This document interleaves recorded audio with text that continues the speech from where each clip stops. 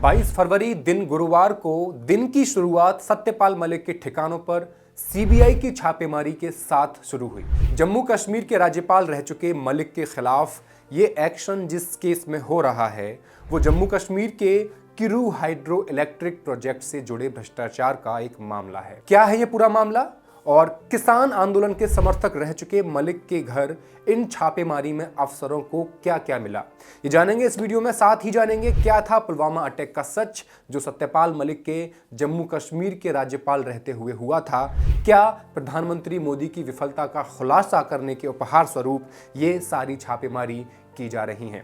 नमस्कार, मैं हेमंत और आप देख रहे हैं मॉलिटिक्स। जम्मू कश्मीर के किरू हाइड्रो इलेक्ट्रिक प्रोजेक्ट से जुड़े भ्रष्टाचार के मामले में आज यानी गुरुवार की सुबह सीबीआई ने 30 से ज्यादा ठिकानों पर छापेमारी की है। सीबीआई ने इस मामले में सत्यपाल मलिक के दिल्ली स्थित आवास की भी तलाशी ली है। गौरतलब है कि इस प्रोजेक्ट में भ्रष्टाचार होने का खुलासा भी मलिक ने ही किया था। आज जब यह छापेमारी हुई उस वक्त मलिक अस्पताल में भर्ती थे, जहां से उन्होंने एक ट्वीट कर कहा, मैंने भ्रष्टाचार में शामिल जिन व्यक्तियों की शिकायत की थी उन व्यक्तियों की जांच न करके मेरे आवास पर सीबीआई द्वारा छापेमारी की गई है। मेरे पास 4-5 पजामे के सिवा कुछ नहीं मिलेगा। तानाशाह सरकारी एजेंसियों का गलत उपयोग करके मुझे डराने की कोशिश कर रहा है। मैं किसान का बेटा हूं, ना मैं डरूंगा ना मैं झुकूंगा।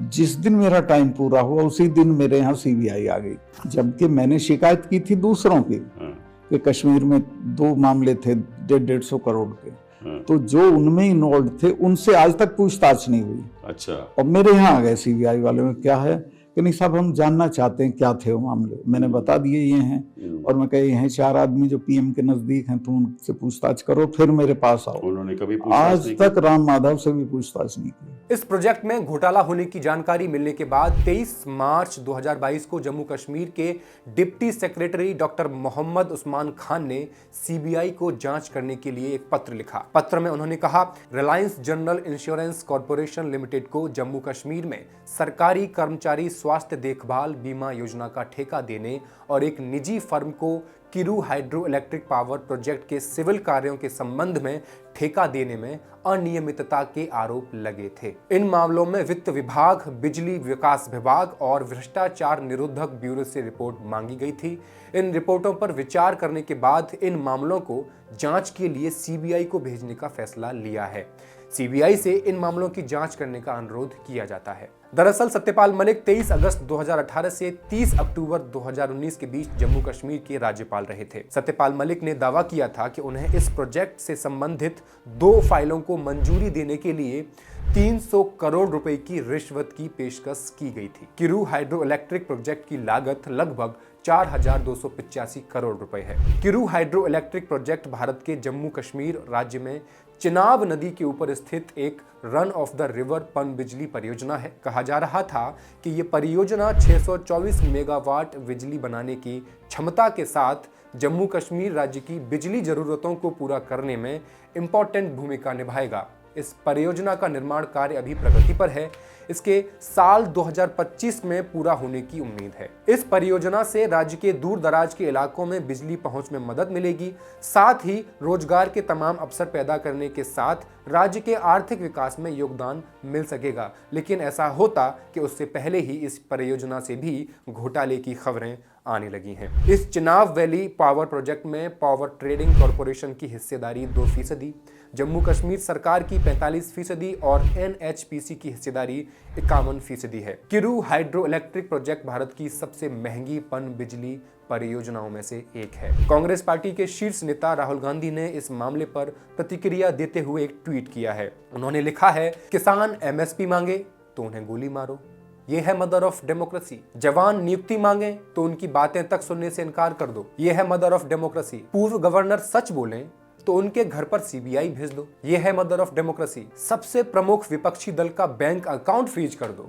ये है मदर ऑफ डेमोक्रेसी। धारा 144 इंटरनेट बैन, नुकीली तारें, आंसू गैस के गोले, ये है मदर ऑफ डेमोक्रेसी। मीडिया हो या सोशल मीडिया, सच की हर आवाज को दबा देना, ये है mother of democracy. Modi ji, जनता जानती है कि आपने लोकतंत्र की हत्या की है और जनता जवाब देगी। राहुल गांधी के इस ट्वीट में एक जगह लिखा है, पूर्व गवर्नर सच बोले तो उनके घर सीबीआई भेज दो। इस बात के क्या मायने हैं जानते हैं। दरअसल 2019 में पुलवामा में एक हमला हुआ था जिसमें 40 सैनिक शहीद हुए थे। उस वक्त जम्मू कश्मीर के राज्यपाल सत्यपाल मलिक हुआ करते थे। मलिक ने पत्रकार करण थापर को दिए एक इंटरव्यू में 2019 के पुलवामा हमले को लेकर कई चौंकाने वाले खुलासे किए थे, जिसमें केंद्र सरकार को इस हमले का जिम्मेदार बताया गया। उन्होंने आरोप लगाया कि 2019 में कश्मीर के पुलवामा में सीआरपीएफ के काफिले पर हमला हुआ, वो सिस्टम की अक्षमता और लापरवाही का नतीजा मात्र था। उन्होंने इसके लिए सीआरपीएफ और केंद्रीय गृह मंत्रालय को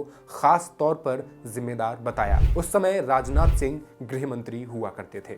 मलिक ने कहा कि सीआरपीएफ ने सरकार से अपने जवानों को ले जाने के लिए विमान उपलब्ध कराने की मांग की थी, लेकिन गृह मंत्रालय ने ऐसा करने से इनकार कर दिया। उन्होंने सीआरपीएफ का काफिला जाते वक्त रास्ते की उचित तरीके से सुरक्षा जांच न कराने का भी आरोप सरकार पर लगाया है। मलिक ने भ्रष्टाचार के प्रति प्रधानमंत्री नरेंद्र मोदी की कथित जीरो टॉलरेंस नीति पर भी सवाल खड़े किए और दावा किया कि पीएम को करप्शन से बहुत नफरत नहीं है। सत्यपाल मलिक ने दावा किया कि पीएम मोदी ने इस हमले के बाद जिम कॉर्बेट पार्क से जब उन्हें कॉल किया तो इन मसलों को उनके समक्ष उठाया। उनके अनुसार इस पर पीएम मोदी ने उन्हें चुप रहने और किसी से कुछ न बोलने को कहा। मलिक ने बताया कि यही बात एनएसए अजीत डोभाल ने भी उनसे कही और तभी उन्हें यह अनुभव हो गया कि सरकार का इरादा इस हमले का ठीकरा पाकिस्तान पर फोड़कर चुनावी लाभ लेना है। मगर साहब, हमारे 40 लोग शहीद हो गए और हमारी गलती से हुए,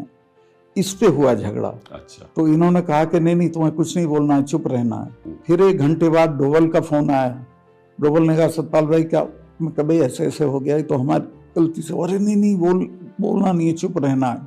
मैं ये समझा कि ये कोई जांच वाँच करेंगे, वो मेरे असर नहीं होना चाहिए मेरे कहने से, लेकिन इन्होंने तो उसको अगले दिन से ही पॉलिटिकल कर दिया कि और उसी पे चुनाव लड़े। मलिक ने इस हमले के लिए खुफिया एजेंसियों की विफलता को भी जिम्मेदार करार दिया। उन्होंने दावा किया है कि पाकिस्तान से 300 किलोग्राम आरडीएक्स लेकर आया कोई ट्रक 10 से 15 दिनों तक जम्मू और कश्मीर में घूमता रहा, लेकिन इंटेलिजेंस को इसकी भनक तक न लगी। उन्होंने पीएम मोदी पर जम्मू और कश्मीर के बारे में अनजान रहने की बात करते हुए कहा कि उनके पास राज्य के बारे में गलत सूचनाएं हैं। राज्य का खास दर्जा खारिज करने को उन्होंने एक गलती करार दिया है। मलिक के जीवन की बात करें तो ये उत्तर प्रदेश के बागपत के रहने वाले हैं और जाट वर्ग से आते हैं।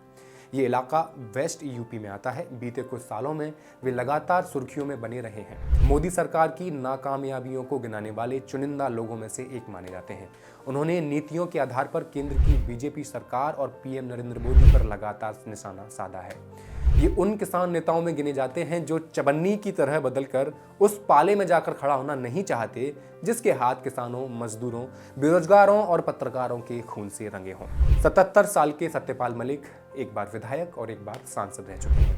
5 अगस्त 2019 को केंद्र सरकार ने जब अनुच्छेद 370 हटाने का फैसला किया था, उस वक्त मलिक ही जम्मू कश्मीर के उपराज्यपाल हुआ करते थे। वो बिहार, उड़ीसा, गोवा और मेघालय के गवर्नर भी रह चुके हैं। जाट परिवार से आने वाले सत्यपाल मलिक देश की राजनीति की लगभग हर विचारधारा के हिस्सेदार रहे हैं। समाजवादी, कांग्रेस, जनता दल, बीजेपी, लोहिया के समाजवाद से प्रभावित होकर बतौर छात्र नेता अपना राजनीतिक सफर शुरू करने वाले सत्यपाल मलिक 70 के दशक में कांग्रेस विरोध की बुनियाद पर यूपी में नई ताकत बनकर उभर रहे चौधरी चरण सिंह का साथ पकड़ लेते हैं। 1974 में चौधरी चरण सिंह भारतीय क्रांति दल से सत्यपाल मलिक को टिकट देते हैं और 28 साल की उम्र में सत्यपाल विधायक चुन लिए जाते हैं। हालांकि सत्यपाल को जब यह एहसास हुआ कि चौधरी साहब का साथ उन्हें महज पश्चिमी यूपी की राजनीति तक ही सीमित रखेगा, तो वे कांग्रेस विरोध छोड़कर कांग्रेस में ही शामिल हो जाते हैं। फिर साल 1984 में उन्हें राज्यसभा भेज दिया जाता है। कुछ साल और बीतते हैं। बोफोर्स के मुद्दे से नाखुश मलिक कांग्रेस का भी साथ छोड़कर अब जनता दल में आ जाते हैं। उसके बाद वो सांसद बनते हैं और वीपी सरकार में मंत्री भी बनाए जाते हैं। साल 1989 से 1991 के बीच वो समाजवादी पार्टी से अलीगढ़ संसदीय सीट से चुनाव लड़ते हैं, जो एक जाट बहुल इलाका कहा जाता है। मगर वहां हार जाते हैं। ये सिलसिला यहीं नहीं रुकता। सपा के साथ सत्यपाल मलिक लंबी सियासी पारी नहीं खेल सकते और 2004 में बीजेपी का दामन थाम लेते हैं। अपने सियासी गुरु चौधरी चरण सिंह के ही पुत्र चौधरी अजीत सिंह के खिलाफ बागपत से चुनाव लड़ते हैं, पर वहां भी हार जाते हैं। लेकिन बीजेपी ने उन्हें अपने साथ बनाए रखा था और 2012 से 2013 में पार्टी के राष्ट्रीय उपाध्यक्ष भी बने रहे। 2014 में मोदी सरकार आने के बाद उन्हें 2017 में पहले बिहार का राज्यपाल बनाया, फिर वो जम्मू कश्मीर के राज्यपाल बनाए गए। सत्यपाल मलिक 23 अगस्त 2018 से 30 अक्टूबर 2019 में जम्मू और कश्मीर के राज्यपाल रहे। उन्होंने जम्मू और कश्मीर से अनुच्छेद 370 और 35A को हटाने में अहम भूमिका निभाई। सत्यपाल मलिक 3 नवंबर 2019 में गोवा के राज्यपाल बने, लेकिन बहुत दिन तक नहीं रह सके। इसके बाद 18 अगस्त 2020 से सत्यपाल मलिक मेघालय के राज्यपाल रहे। इन दिनों वो खुलकर बीजेपी सरकार के खिलाफ आक्रामक रुख अपनाए रखे। किसान आंदोलन के समर्थन में खड़े होने से लेकर गोवा में भ्रष्टाचार के मुद्दे पर सवाल खड़े करने और जम्मू कश्मीर में डील कराने में अंबानी और आरएसएस नेता के नाम लेकर सियासी तापिश बढ़ा चुके हैं। हालांकि किसान आंदोलन, धारा 370 और अग्निपथ योजनाओं को लेकर सत्यपाल मलिक ने केंद्र की बीजेपी सरकार पर लगातार हमलावर रुख अपनाए रखा और अब भी वो बरकरार है। अदानी को आपने इसकी चिपका दिया, वो कुछ छूटेगा नहीं। गांव-गांव चला गया अदानी का। वो 20,000 का आपने उठाया था, 20,000 को इतना बड़ा इन्वेस्टमेंट कहाँ से आएगा? मगर वो भी मीडिया ने कहीं नहीं उठाया। अडानी ने बड़े बड़े गोदाम बना लिए, फसलें एक दाम पे खरीद ली, अगले साल उनके दाम बढ़ जाएंगे, वो बेचेगा।